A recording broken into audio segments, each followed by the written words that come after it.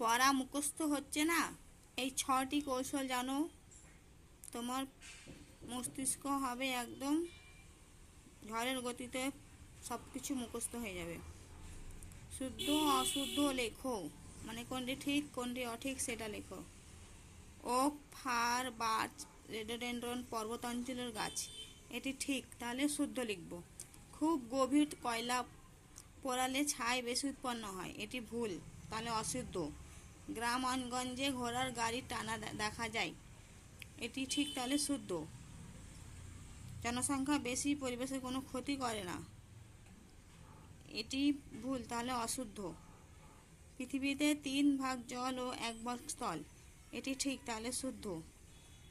ছোটদের কাজ করিয়ে আয় করাটা বেআইনি, এটা ঠিক, তাহলে শুদ্ধ।